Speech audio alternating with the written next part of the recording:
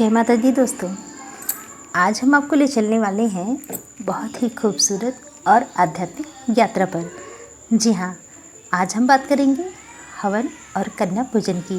ये सिर्फ परंपरा नहीं बल्कि हमारी संस्कृति और परंपरा की आत्मा है। जो माता रानी आती है हमारे यहाँ 9 दिन, तो ऐसा लगता है कि बिल्कुल सब कुछ बदल गया है, और जब वो चली जाती हैं तो ऐसा लगता है कि जैसे सब कुछ चला गया हो। तो चलिए शुरू करते हैं और जानते हैं कि ये नवरात्रि क्या है, इसके हवन और कन्या पूजन का क्या महत्व है।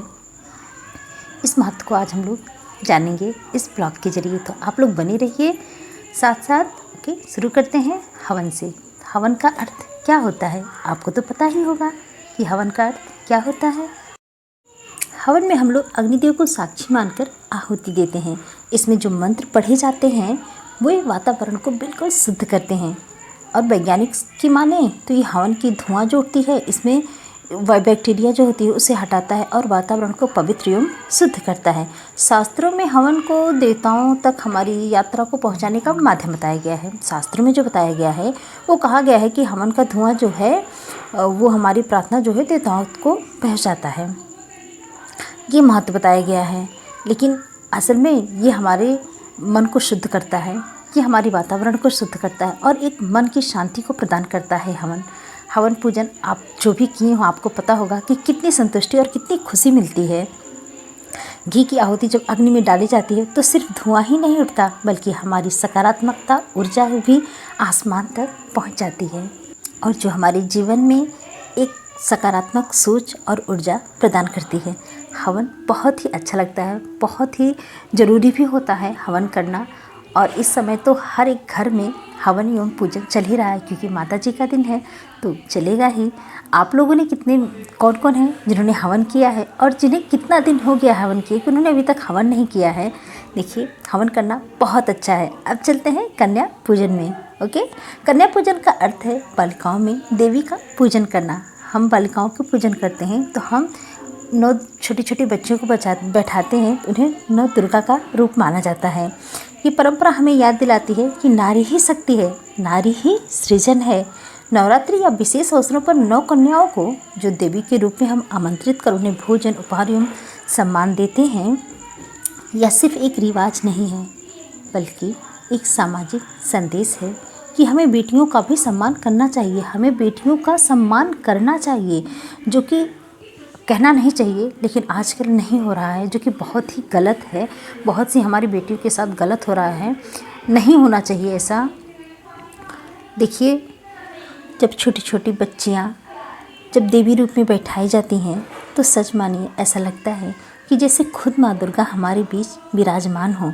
उनके चरण धोकर, उन्हें तिलक करके और भोजन करा के हमें ये अनुभव होता है कि नारी शक्ति का आदर ही सबसे बड़ा धर्म है।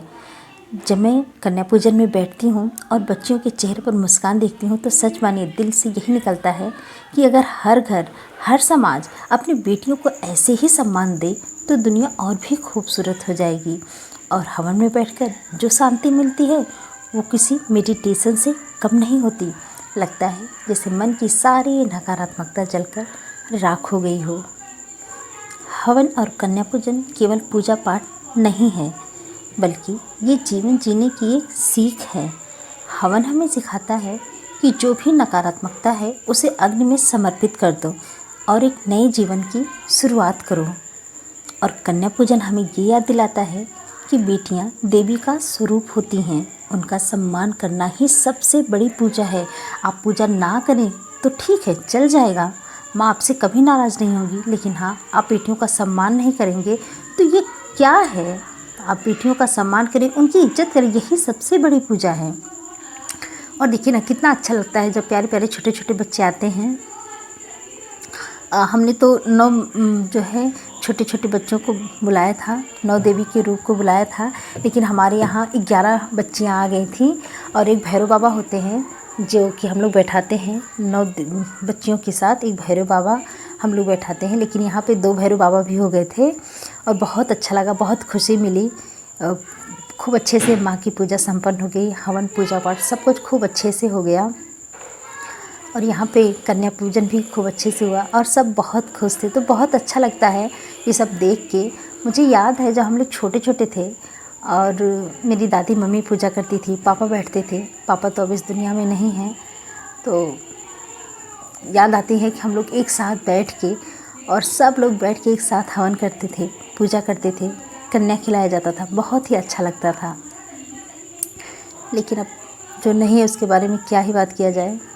कभी किसी और दिन बताऊंगी अपने पापा के बारे में। फ़िलहाल अभी तो हम बात कर रहे हैं कन्या पूजन पे। तो आप लोगों ने कौन कौन है जो कि कन्या पूजन किया है, व्रत रखा है? बहुत ही अच्छा लगता है।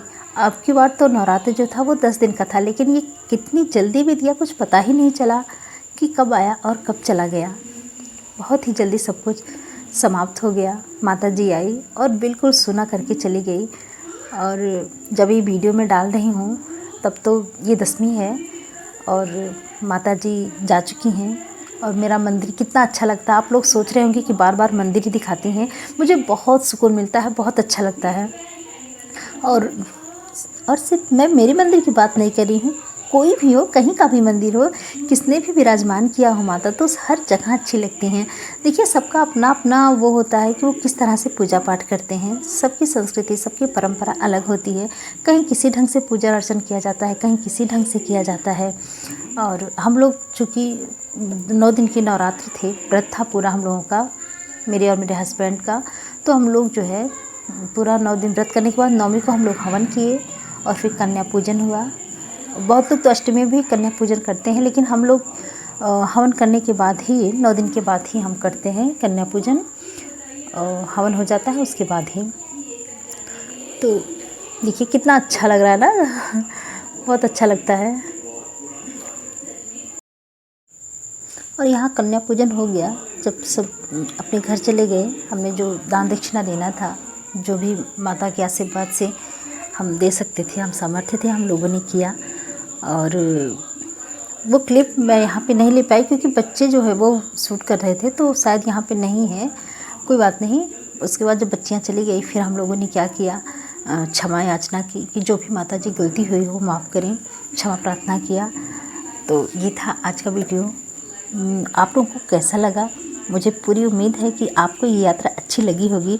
अगर आपको मेरा ब्लॉग पसंद आया हो तो लाइक और सब्सक्राइब करना ना भूलें।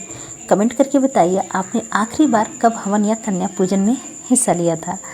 तो मिलते हैं अब अगले ब्लॉग में। तब तक के लिए आप सभी को जय माता दी। और हाँ, कमेंट में लिखना ना भूलिए जय माता दी। सबको लिखना है, जिसने जिसने ये ब्लॉग देखा है सबको जय माता दी ज़रूर से ज़रूर लिखना है और बताना है कि किसने हवन और कन्या पूजन किया। ओके, तो मिलते हैं नेक्स्ट वीडियो में। और ये क्लिप थोड़ा थोड़ा देख लीजिए, आपको अच्छा लगेगा। ओके फ्रेंड्स, मिलते हैं नेक्स्ट वीडियो में। तब तक के लिए बाय बाय। और जाते जाते एक बार फिर से जय माता दी।